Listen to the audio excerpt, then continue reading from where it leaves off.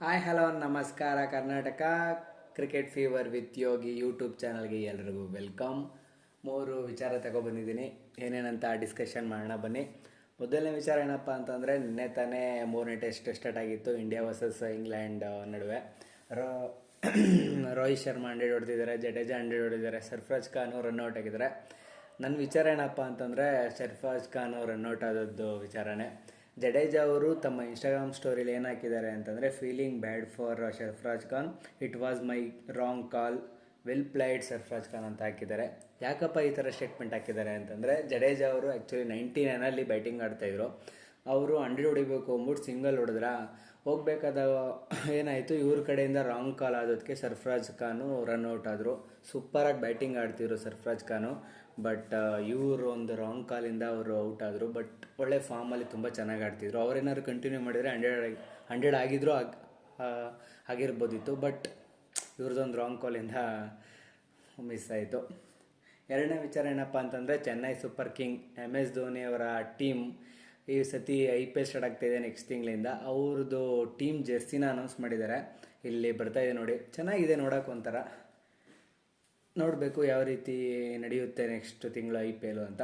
ಮೂರನೇ ವಿಚಾರ ಏನಪ್ಪ ಅಂತಂದರೆ, ರೋಹಿತ್ ಶರ್ಮನೇ ಈ ವರ್ಷ 100% ವರ್ಲ್ಡ್ ಕಪ್ ಕ್ಯಾಪ್ಟನ್ಸಿ ಮಾಡ್ತಾರೆ ಅಂತ ಜೈಶ್ ಅವರು ರಿವೀಲ್ ಮಾಡಿದ್ದಾರೆ.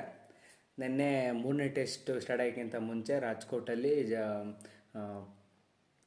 ಜೈಶಾ ಏನು ಹೇಳಿದ್ದಾರೆ ಅಂತಂದರೆ, ಈ ವರ್ಷ 100% ರೋಹಿತ್ ಶರ್ಮನೇ ಕ್ಯಾಪ್ಟನ್ಸಿ ಮಾಡ್ತಾರೆ ಅಂತ ಹೇಳಿದ್ದಾರೆ. ಯಾಕಪ್ಪ ಅಂತಂದರೆ, ಹಾರ್ದಿಕ್ ಪಾಂಡ್ಯ ಮಾಡ್ತಾರೆ ಅಂತ ಸ್ವಲ್ಪ ಏನೋ ರೂಮರ್ಸ್ ಎಲ್ಲ ಹಬ್ಬಿತ್ತು. ಬಟ್ ರೋಹಿತ್ ಶರ್ಮನೇ ಮಾಡ್ತಾರೆ ಅಂತ ಕನ್ಫರ್ಮ್ ಆಗಿದೆ.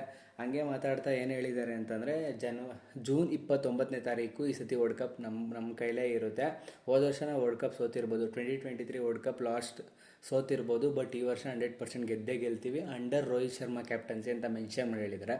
ಮಾತಾಡ್ತಾ ಇನ್ನೇನು ಹೇಳಿದ್ದಾರೆ ಅಂತಂದರೆ, ನಾವು ವಿರಾಟ್ ಕೊಹ್ಲಿ ಡಿಸಿಷನ್ನ ನಾವು ಒಬ್ಬೇ ಮಾಡ್ತೀವಿ. ಯಾಕಂದರೆ ಅಂಥ ಪ್ಲೇಯರು 15 ವರ್ಷದ ಕೆರಿಯರ್ ಜರ್ನಿಲಿ ಇದೇ ಫಸ್ಟ್ ಟೈಮ್ ಆ ಥರ ತಗೊಂಡಿದ್ದಾರೆ ಅಂತಂದರೆ ಅವ್ರದ್ದೇನೋ ಜೆನ್ಯೂನ್ ರೀಸನ್ ಇರುತ್ತೆ. ಅದಕ್ಕೆ ಅವರು ಲೀವಲ್ಲಿ ಇರ್ಬೋದು. ಅವ್ರನ್ನ ಡಿಸಿಷನ್ನ ನಾವು ಒಬ್ಬೇ ಮಾಡಲೇಬೇಕು. ಫ್ಯಾಮಿಲಿ ಇಶ್ಯೂ ಇರೋದ್ರಿಂದ ಅವರು ಆಡೋಕ್ಕಾಗಿಲ್ಲ. ಬಟ್ ವಿ ಅಕ್ಸೆಪ್ಟರ್ ಇಸ್ ಏನು ಡಿಸಿಷನ್ ಅಂತ ಸ್ಟೇಟ್ಮೆಂಟ್ ಕೊಟ್ಟಿದ್ದಾರೆ. ಬಟ್ ವಿರಾಟ್ ಕೊಹ್ಲಿ ಅವ್ರದ್ದು ಏನು ಪ್ರಾಬ್ಲಮ್ಸ್ ಇದೆಲ್ಲ ಫೇಸ್ ಮಾಡಿಕೊಂಡು ಮತ್ತೆ ಬಂದು ಕ್ರಿಕೆಟ್ ಆಡಲಿ ಅಂತ ನಾವೆಲ್ಲ ಆಶಿಸೋಣ. Thank you for watching video. ನಮ್ಮ ಚಾನಲ್ಗೆ ಇನ್ನೂ ಯಾರ್ಯಾರೆಲ್ಲ ಸಬ್ಸ್ಕ್ರೈಬ್ ಆಗಿಲ್ಲ ದಯವಿಟ್ಟು ಸಬ್ಸ್ಕ್ರೈಬ್ ಮಾಡ್ಕೊಳ್ಳಿ. ಇದೇ ರೀತಿ ಅಂಥ ವಿಡಿಯೋದಲ್ಲಿ ಮತ್ತೆ ಸಿಗೋಣ. ಎಲ್ರಿಗೂ ಒಳ್ಳೆಯದಾಗಲಿ. Thank you.